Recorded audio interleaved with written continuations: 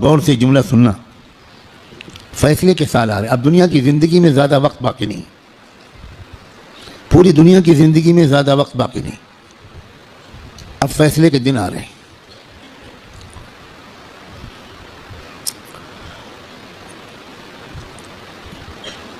پہلے جیسا اب زمانہ نہیں ہے.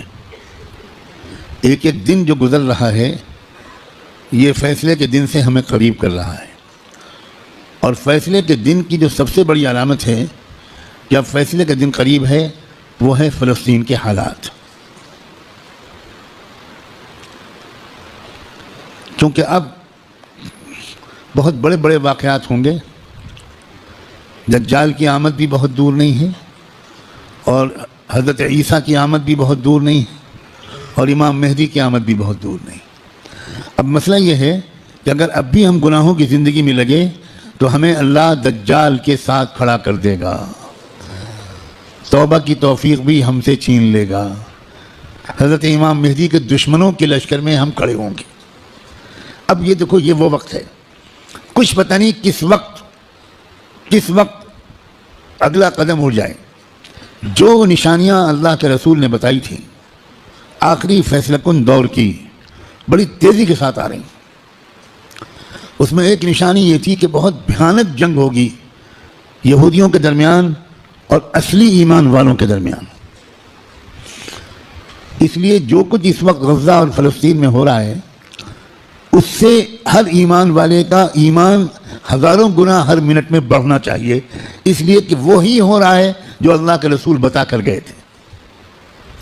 جس وقت وہ آپ بتا رہے تھے اس وقت تو فلسطین میں کوئی مسلمان تھا ہی نہیں، اور آپ یہ بتا رہے ہیں کہ ایک بھیانک جنگ ہوگی، خطرناک جنگ ہوگی، یہودیوں اور ایمان والوں کے مابین ایک خطرناک جنگ ہوگی. آپ بتا رہے ہیں کہ ایک علاقہ ہوگا جہاں سچے پکے مومن جان دے رہے ہوں گے اور جان لے رہے ہوں گے، قربانیاں دے رہے ہوں گے. مسجد اقصیٰ کی حفاظت میں نوجوان جوک در جوک شہید ہو رہے ہوں گے.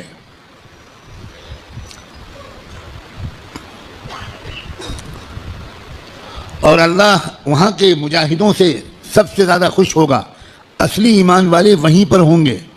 یہاں تک کہ جب صحابہ نے پوچھا کہ یہ لوگ جن کے بارے میں آپ کہہ رہے ہیں سچے پکے مومن، یہ کہاں ہوں گے؟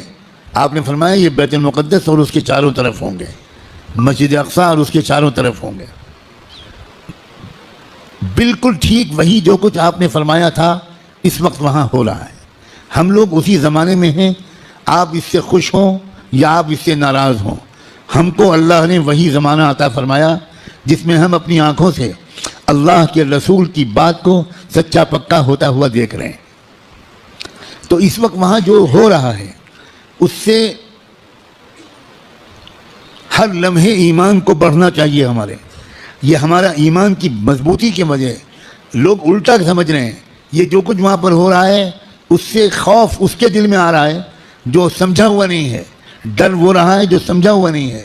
لیکن جو سمجھا ہوا ہے قرآن و حدیث کو، اللہ کے رسول کی باتوں کو، وہ یہ کہہ رہا ہے کہ یہی تو وہ فرمایا تھا اللہ کے رسول نے، جو ہو رہا ہے وہی ہو رہا ہے جو اللہ کے رسول فرما کر گئے تھے. اس کا مطلب یہ ہے کہ آپ کی نبوت برحق ہے، آپ سچے رسول ہیں. آپ نے اس وقت یہ فرمایا تھا جب اس کے کوئی آثار نہیں تھے.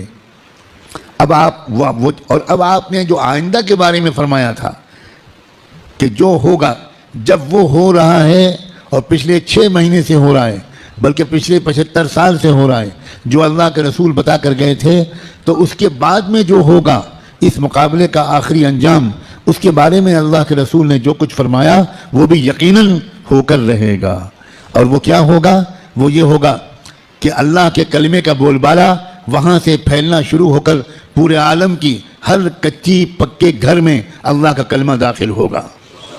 پوری زمین پر انصاف کا نظام قائم ہوگا، اللہ کا حکم چلے گا، باطل ٹوٹے گا، حق کا غلبہ ہوگا.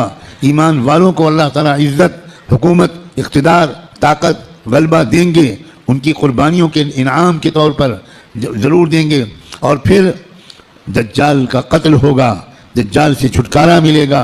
पूरी दुनिया में ला यब्का बैतु मदरिन वला वबरिन इल्ला वतदखुलु फीहि कलिमतुल इस्लाम बिइज़्ज़ि अज़ीज़िन औ बिज़ुल्लि ज़लील। अल्लाह के रसूल की हदीस के अल्फाज हैं कि कोई कच्चा पक्का घर या कोई खेमा ऐसा नहीं बचेगा जिसमें अल्लाह का कलिमा दाखिल ना हो जाए, ताकत के बल पर या कबूल करके दाखिल होकर रहेगा। इसलिए लोगों, ये बहुत चौकन्ना रहकर जीने वाला ज़माना है। अगर इसी तरह गफलत में रहे जिस तरह अब तक जी रहे हैं तो हमें खबर भी नहीं होगी और अल्लाह की तरफ से फैसला हो चुका होगा कि इस नालायक, फासिक, फाजिर, खताकार, गुनहगार मुसलमान को मैं दज्जाल का साथी बनाऊंगा। ये इमाम मेहदी का साथी नहीं बनेगा, ये हक़ का साथी नहीं बनेगा, ये सच और इंसाफ का साथी नहीं बनेगा, ये मज़लूमों का खादिम नहीं बनेगा, ये ज़ालिमों का एजेंट बनेगा, ये ज़ालिमों का मुखबिर बनेगा, ये ज़ालिमों का दल्लाल बनेगा, 4 पैसे के लिए थाने पर जाकर मुखबिरी करेगा। ये फ़ैसला किसी लम्हे हम में से किसी के बारे में हो सकता है। हो याद रखना, मैंने अल्लाह की तौफीक से अपनी बिसात के मुताबिक बहुत लंबी बात को चंद जुमलों में समेटकर आपके सामने रख दिया है। कसम खा के कहता हूँ, इसमें ज़रा भी मुबालगा नहीं है। फैसले का दिन करीब है। अब अगर गुनाहों की तरफ वापस लौटे, अब अगर पिछली ज़िंदगी की तरफ वापस लौटे, जिन गलतियों को छोड़ने का फ़ैसला किया है, बार बार अल्लाह ताला से अहद किया है, बार बार रो रो कर इन्फरादी और इज्तिमाई तौर पर ये इरादा किया है कि अब गुनाह की तरफ वापस नहीं जाएंगे।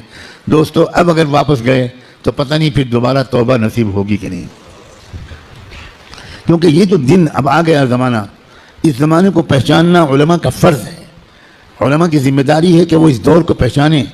पिछले दौर की रिवायती बातों से काम नहीं चलेगा। अब आपको अकाबिर उलमा के पास रहना पड़ेगा, कुछ महीने गुजारने पड़ेंगे, तरबियत लेनी पड़ेगी, उनका एतमाद हासिल करना पड़ेगा। जब एतमाद होगा तब वो आपको ख़ास बातें बताएंगे, तब वो आपको अपने सीने का इल्म मुंतकिल करेंगे, तब आपको वो अमानत सौंपेंगे, आपको एक ज़िम्मेदारी सौंपेंगे कि भाई किस तरह उम्मत के अवाम और ख़वास को, उम्मत के मर्दों और औरतों को और ख़ास तौर पर उम्मत के नौजवानों को किस तरह संभालना है।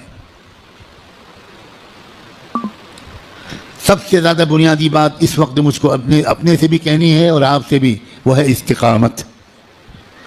अब जमना है, कहो इंशाअल्लाह। अब तक़वे पर जमना है, अब अल्लाह की इताअत पर जमना है, अब गुनाहों से दूर रहना है और जैसे कोई गलती हो जाए सब काम छोड़ के अल्लाह से माफ़ी मांगनी, देर नहीं करनी, क्योंकि पल पल ये ख़तरा है। जो वाकई ज़माने के तकाज़ों से वाकिफ़ लोग हैं, वो हर वक्त उनका दिल इस वक्त फ़लस्तीन की तरफ लगा रहता है और इसलिए कि वो बार बार ताज़ा तरीन वहाँ की ख़बरें जानना चाहते हैं कि कहीं दज्जाल आ तो नहीं गया, कहीं कोई ऐसा दावा तो नहीं हो गया। ये गफलत के साथ ज़िंदगी के दिन नहीं हैं, गफलत के साथ गुजारने वाले दिन नहीं हैं, ये बहुत होशियारी के दिन हैं। और ये भी याद रखना, उल्टे सीधे मुक़र्रिरों और मौलवियों, उल्टे सीधे जो अपने आप को आलिम कहते हैं और हैं वो जाहिल, उनकी बातों के चक्कर में मत आना।